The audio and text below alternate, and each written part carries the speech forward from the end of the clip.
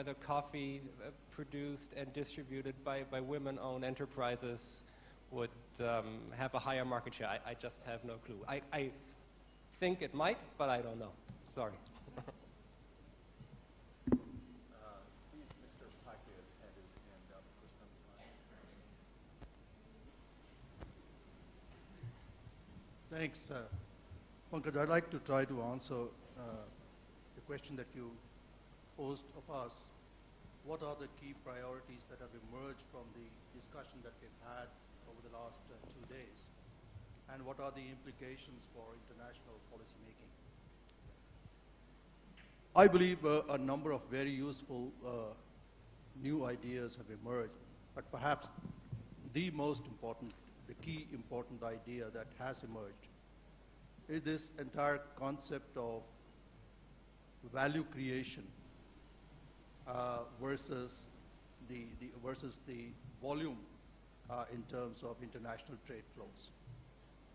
And there are a number of issues here, including that of equity in value creation, which would naturally impinge on the sustainability of the international trade growth.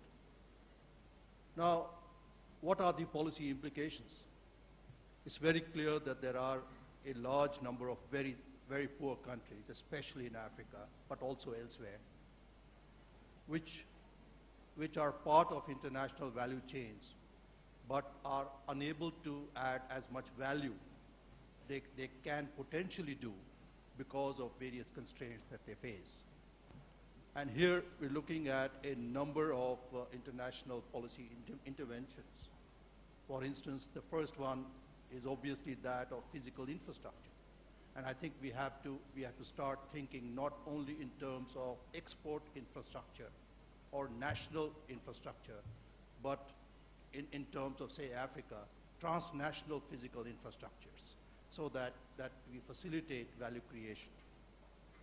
The second issue, and this is an issue which has been referred to by the panel, this is about skills, about broadening and deepening the skill base and the use of ICT and other approaches to improving the skill base and the capacity to add value in the value chain.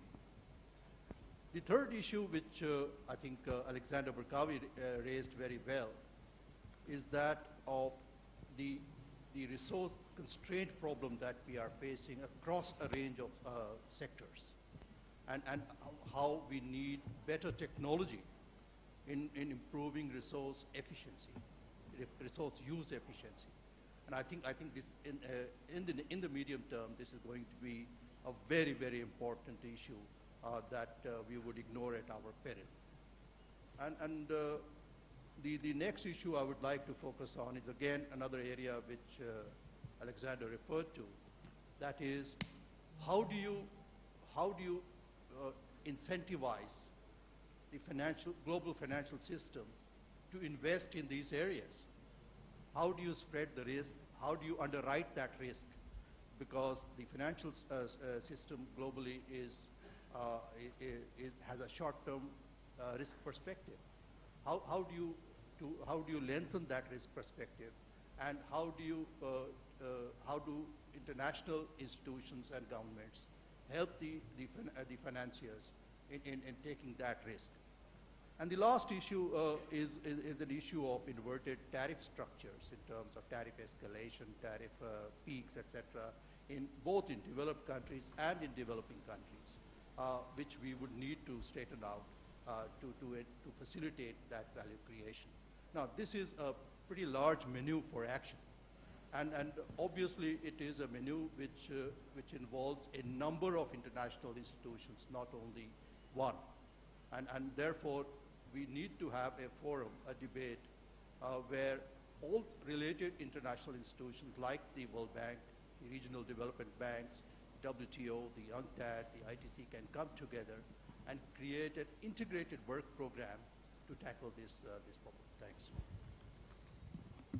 Well, I'd asked for suggestions, and what's been laid out for us is a very, very broad menu that I think provides a lot of food for thought in terms of where we concentrate our efforts And so I'm sure that that will be the topic of further ongoing discussions.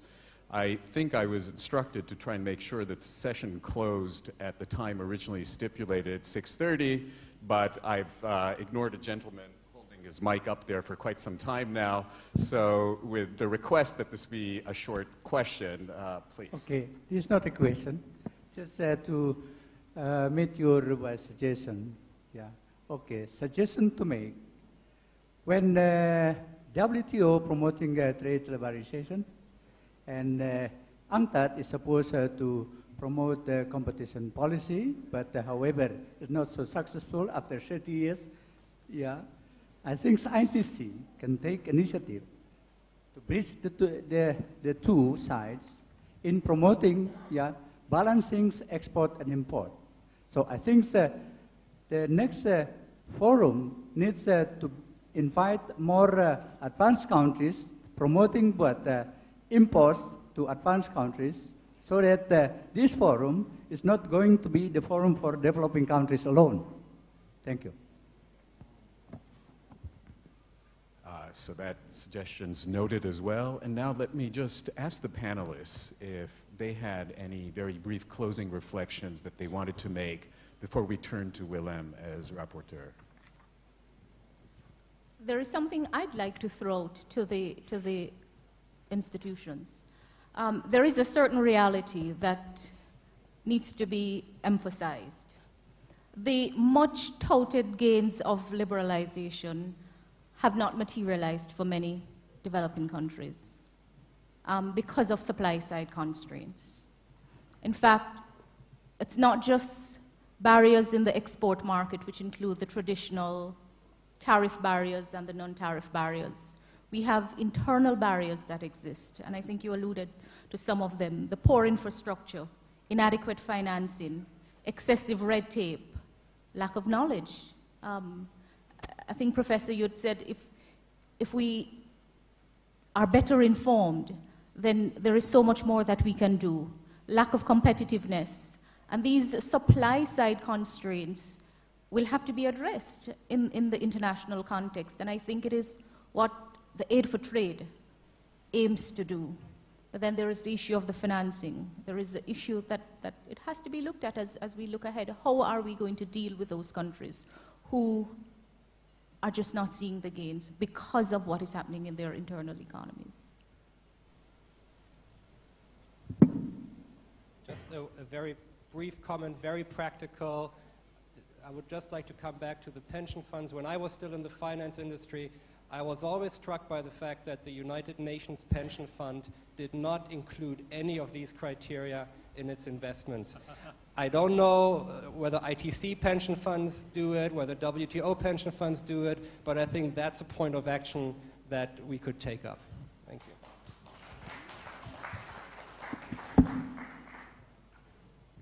Okay, thank you. I wish to share some experience with the audience. Many of you have talked about value creation and value addition. I think from the policy making point of view, I agree that you have to increase the value of export rather than the volume itself. But in practice, it's quite difficult to do so. I give you an example. Laos has received investment from neighboring countries to invest in the corn production plantation. So most of the corn harvest is exported to neighboring country to supply the animal feed factory there. And when somebody raised the issue that why we don't process in the country, but we cannot do so because they are buying and selling on a contract basis. The local bank does not give enough credit to the producer to do so. And the other example is on wood. We have been exporting logs and timbers for so many years, and neighboring countries, they have banned, they have closed the forests and banned the cutting of trees.